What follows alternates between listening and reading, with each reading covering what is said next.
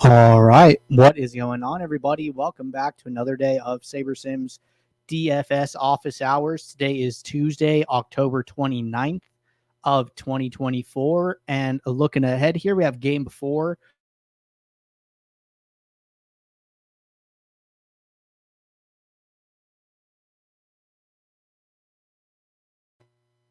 So plenty of DFS action coming at you guys today. For those of you who are new here, welcome. My name is Andrew, one of the coaches over here at SaberSim. This is a show where we go over how to use the SaberSim app, answer any and all DFS-related questions. Get your questions in one of 3 ways here. First off, send us an email, support@sabersim.com. Second, post it live in the YouTube chat. Third way, post it in the office hours channel in our Discord server. If you're not in our Discord and want to get access to that channel, there is a link in the description of this video. You also get access to our similar channels, the individual sport channels, and you get access to the rest of the SaberSim teams. Can't say enough good things about the Discord. But with that said, we do this show Monday through Friday, 4 p.m. Eastern. And then we do this show on Saturdays at 12:30 p.m. Eastern. We have our build review show that has moved to Mondays and Fridays only at 5 p.m. Eastern, where you can sign up and I will review your builds, lineups, give you some tips and pointers about things I think you can do differently to help your lineup. So that's another great resource that you guys have if you ever want to get signed up. Drop your DK username in the Discord. Let me know what sport and slate you want me to review, and I will add you to the list for the next show. All right, we have a lot of questions to get through today, so we are going to jump right in here. We will start with questions in the Discord first, as always, and then jump over to the live YouTube chat. So first question, I have a quick question. After running a build of lineups for NFL or NBA, if a player has, for example, an ownership of 10%, but the exposure is 95% and the pool percentage is 80%, how should we approach that? Should we cap ownership to maybe 2 times the field, or should we match exposure to pool percentage? I've ran into that a lot during the NBA season. Thanks for your help with this. Good question here. So what I will say is that if you try to do this after the build, you're going to run into problems. You know, when 80% of your lineups have a player, it's just such a massive number that it's going to be really hard to find good lineups without them. So if you do want to cap the player, what I would really recommend is coming in here, setting the cap, let's assume you've already built lineups, right? You're going to have to set the cap, and then you're going to have to rebuild lineups. That way only a portion of the lineups in your next rebuild will have that player, so you don't get up to 80%, right? So this is really a question of risk management. I think it's fine to do that if you want to do it. Chances are that player is just like a really good play, and maybe ownership hasn't updated for like the new sims that have run with, the situation that's causing the player to be so high owned. That's like my first impression of what's going on. It's like, sim runs, they run the build, they get 80% exposure. Chances are if you're getting somebody in 80% of your lineups, that player is just like in a really good spot. And it's very possible that, something hasn't updated in as far as like ownership to reflect that. That player is probably going to end up being like closer to like 40% owned or something like that, right? And you're only end up getting like 2x the field. So, something else I would probably consider is like spending a little bit of time looking into why that's happening, right? If you are like, hey, I'm getting, 80% of this guy, I don't know who they are, I don't know what's going on. Well, maybe you need to like go into that team, right? And go and filter by them and try and figure it out. So like what this would look like to me is, okay, I'm getting, 80% Michael Porter Jr.,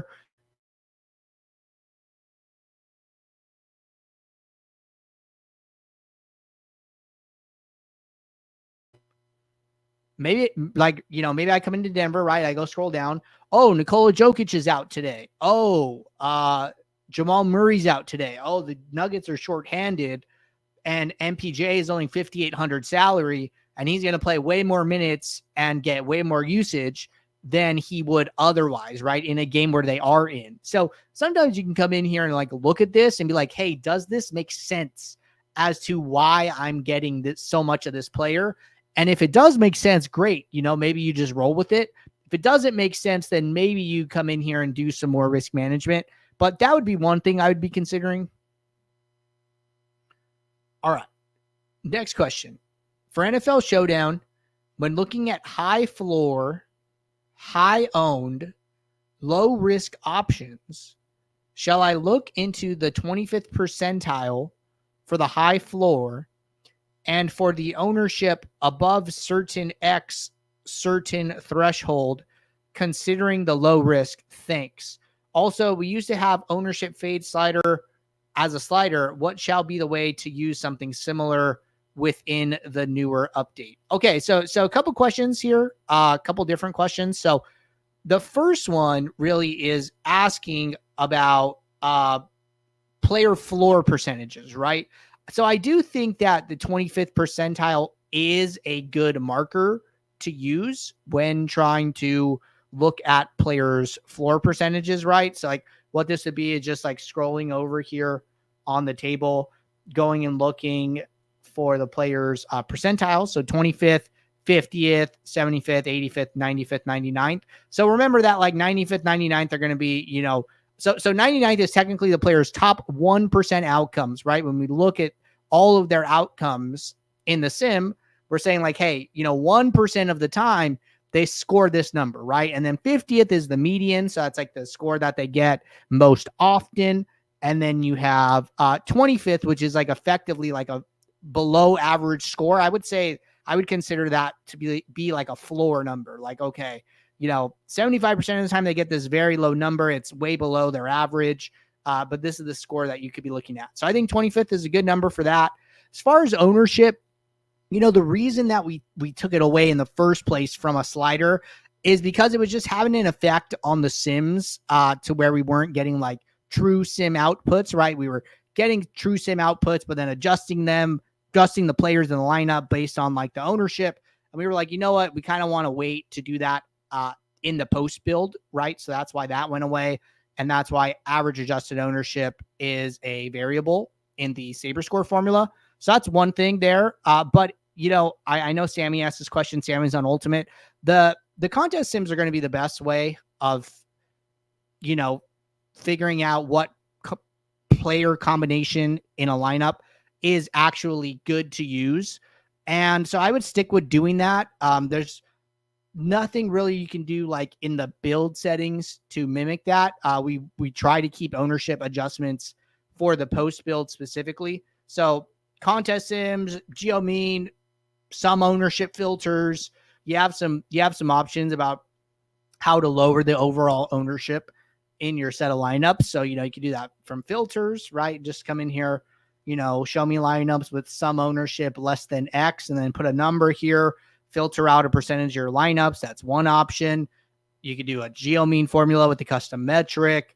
You could just use the contest sims, which obviously the ownership projections come from the field lineups, and the field lineups are what you are simming your lineups again. So that's another way of taking it into account. So one of those three ways are all good options. All right. Could you possibly go into detail about how exactly the rank by tab works in autofill? If I'm sorting by SaberScore, should I be matching my contest entry size or do different builds according to my contest size? Okay, good question. So let me get an entries file in here for today, and we could talk about this. So we'll go over to the FanDuel 4-game NBA slate.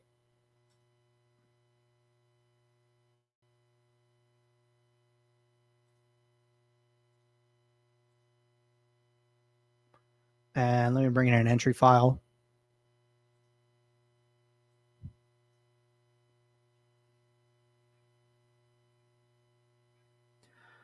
All right. So this is everything I'm playing over on FanDuel today.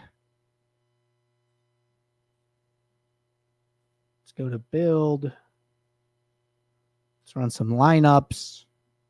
And then we'll basically get into the autofill and we'll talk about this. So let's let this run.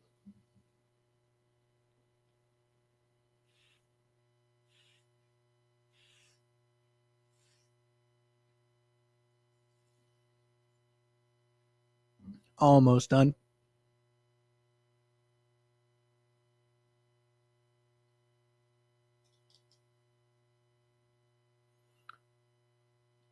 Taking a little longer because I forgot to lower it from 5,000 lineups down to 500. My bad.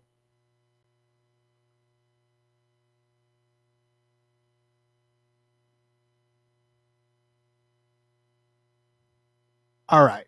Loading up now. So let's just go to autofill. This was a Saber score question anyways. So what I would be doing in autofill is I would be changing the rank buys to the size of the contest. So like, for instance, the piggy bank is like, many tens of thousands of entries, maybe over 100,000. I don't remember. So I would change my rank buy to Saber score, small slate 50K plus, because small slate is 2 to 5 games, large slate is 6 or more games.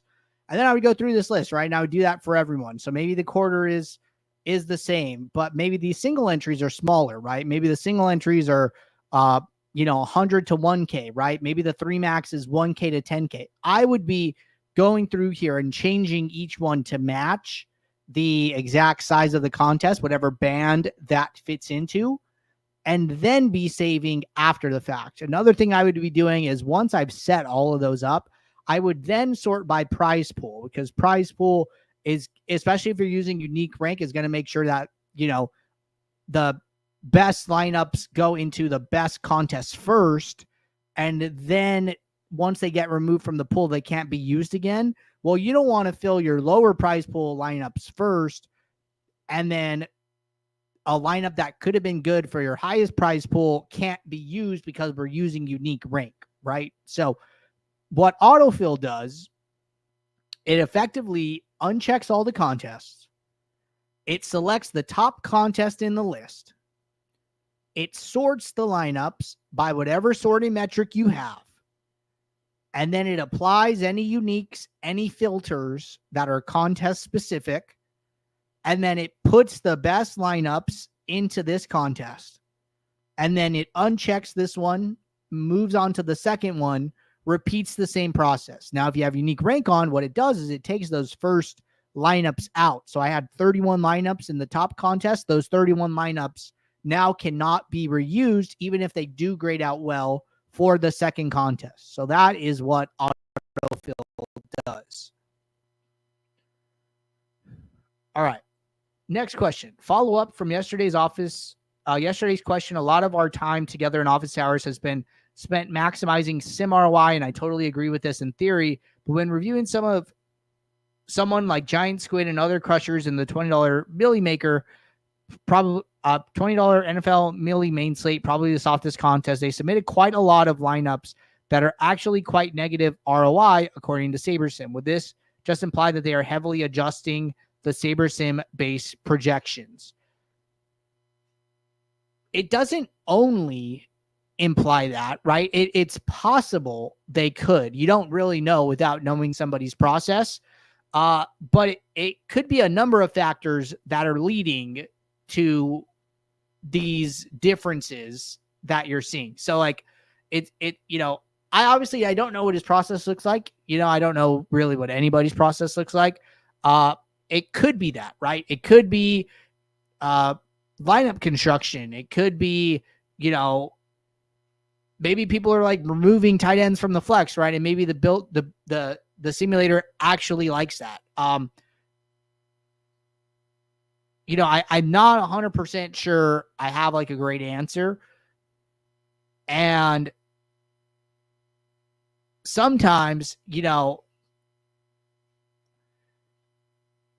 I think that I've heard people talk about this like from a cash game perspective. So I'll use that as like an example. Sometimes like, the crushers who play all of the contests, right? Well, they play so many contests that they can't pay attention to all of them. Like if you're looking at like Mock Lovin or somebody playing like a bunch of cash games on like a Sunday, he's probably focused on like his like 10Ks, his 10K head-to-heads, his like bigger dollar head-to-heads and stuff, right? But even though he still plays the $5, he might not be paying as much attention to those, right? Or they might not get as much swaps or anything like that. I'm not saying that's what's happening with Giantsquid here, but what I'm saying is like, he is somebody who is playing, like you can go look at how many entries he had like in the 555 or in like the, multi-$1,000 like smaller field stuff, those probably get a lot more of his attention and time and, maybe some like lineup due diligence. So that's like only like one thing I could like possibly think of as to why that's happening. It's possible they're adjusting projections. It's possible they're not. I'm honestly not 100% sure, but let's just like go and look real quick.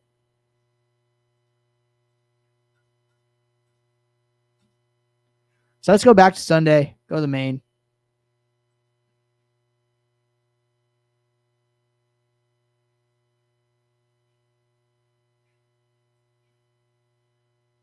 So I actually kind of want to see this.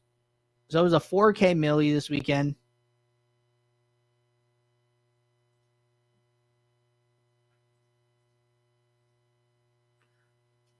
Let's go Giant. So he had 7 entries in the 4K Milly. Now that is, a total of, I don't know, over $21,000, right? One of these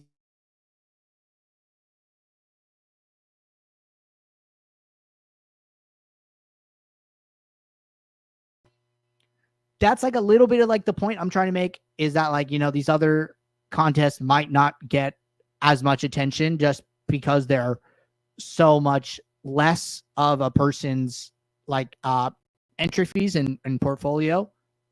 It would be like me, like, if I was paying like really, really close attention to like the piggy bank, but I have all these other entries and like these other contests. So let's just go and look at how he did. Let's see, 150 sim ROI.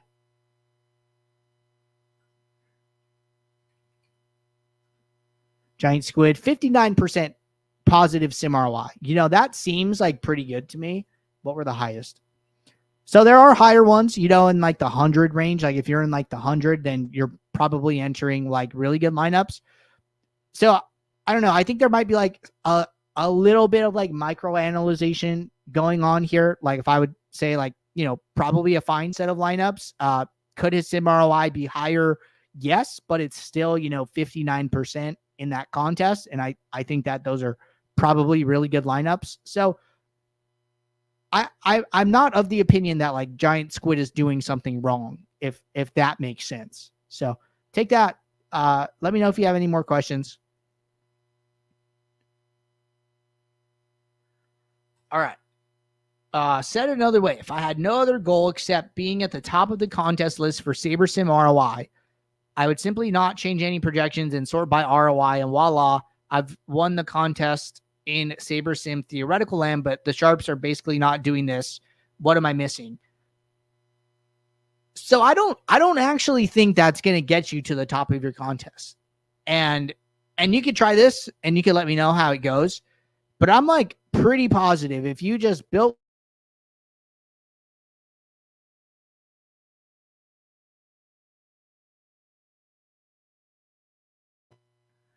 and submitted the lineups and just came back and saw how they did, I don't think you're going to get there. SaberSim is a strong tool and gives you a very, very good head start.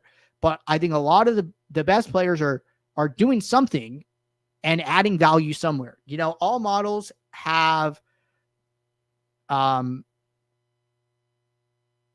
model is perfect, basically, is like what I'm trying to say.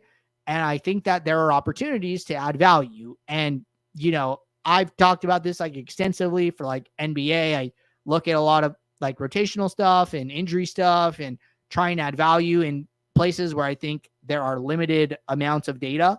You could find spots like that in the NFL all the time with injuries, with super weird situations like the Bucks and their running back situation, and looking at ownership for the players and trying to figure out where the field has like FUD and, take advantage of those spots, right? I mean, there's like weird stuff like that happens all the time.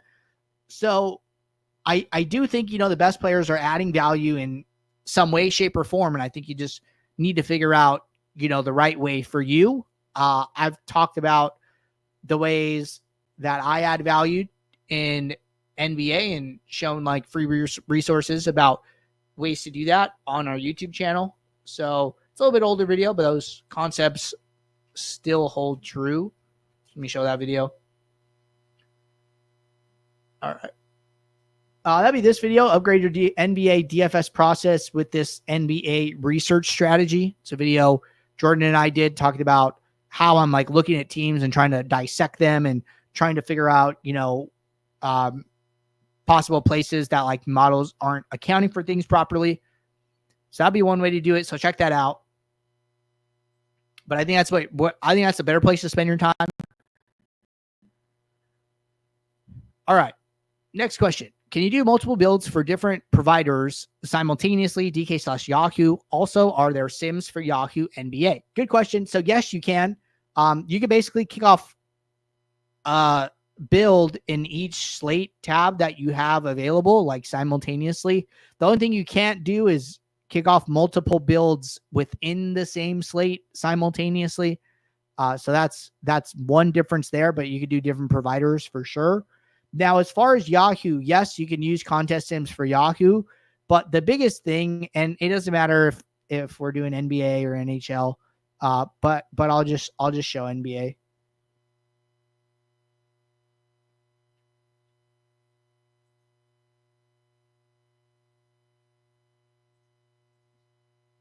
Today is 29th.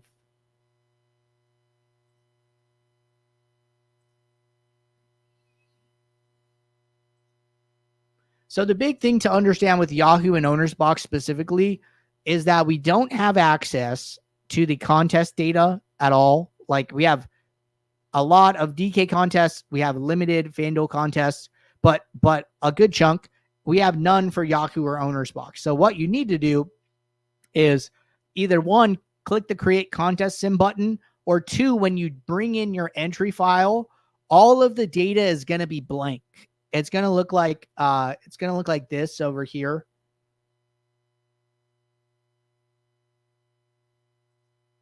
So see how like my satellites for FanDuel are all blank down here where none of the sim settings are filled out. You're going to have to manually come in and fill these out. So go in, check a field lineups, set your entrance, set your percent to first, set your cash percent. So like if it's 100-man, $1 contest, you put 100 in the entries. If it's $10 to first, you put 10%. And if 25 places get paid, you put 25% in the cash, right? So percent to first is first place prize divided by prize pool. Cash percent is the last paid entry divided by the total entries in the contest. And then you can set your field lineups. Low stakes is $3 and is actually under $5. Flagship is $5 to $30. Medium stakes is $30 to $99. And then high stakes is $100 or more. All right. Next question. Similar to Mav, I'm using autofill, but selecting the ROI for the particular contest in the rank by column and sometimes not getting the top lineups into the contest. So the only thing I could think of is that you're using unique rank and that lineup has already been used. If you don't care if a lineup gets used twice, you're like, you know what? This lineup's the best lineup for multiple contests, and I don't care if it gets used in the top contest and the second contest, then switch your fill method to rank. Rank will allow lineups to be used in more than one contest if they end up grading out well for multiple contests. So that is a way to prevent that from happening if you are okay duping lineups. All right. Good stuff so far. Taking a peek here. No more questions in the YouTube chat or the office hours channel. So it looks like we're all caught up here. Appreciate you guys tuning in. I will be back here tomorrow, 4 p.m. Eastern, for our next office hours show. Reminder, no build review show until Friday. So appreciate you guys tuning in. I will see you all soon. So until then, oh, wait, one more from Maggie. Can you show us an example of using Saber score versus ROI? Yeah. So, contest sims are just a way. The simplest example I can think of is contest sims are just a way of getting additional sorting metrics, right? So when you run a build by default, your sorting metric is going to be SaberScore because that gets calculated automatically. Now, if you want to use the contest sims, then you just got to click run, right? And then once the contest sim is finished, then you just change your sorting metric, right? So it is as simple as either using SaberScore right out of the gate or taking the additional step of running the contest sim. And then what we do is we automatically change the sorting metric to ROI because we're going to assume if you ran the contest sim, you want to use ROI. So that is the only thing that's different. You are basically using a different sorting metric that is not available by default, right? And then you come in here, you have target contest ROI. So remember, the only difference here is that target contest looks at how many contests are chosen at the same time. So I have one contest chosen. It's using the ROI from only this contest, right? If I have two, what it's going to do, it's going to average the ROI across those two contests, right? If I have all of the contests selected, it's going to use the average ROI across all of the contest sims. So you can even see this under a lineup, right? It's going to say average of selected contests. And it looks like I just had the crossover. So that is the only thing it has. But if I had, it looks like maybe the contest sims didn't finish or it hasn't updated. So I would probably rerun this. So let's let this run again.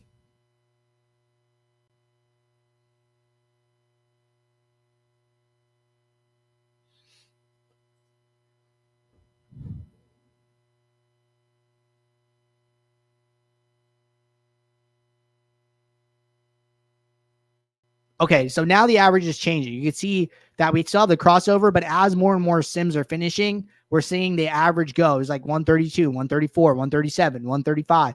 So now, because all the contests are selected, these contest sim, the contest sim data is filling in as we go here. You're going to see this number start to change.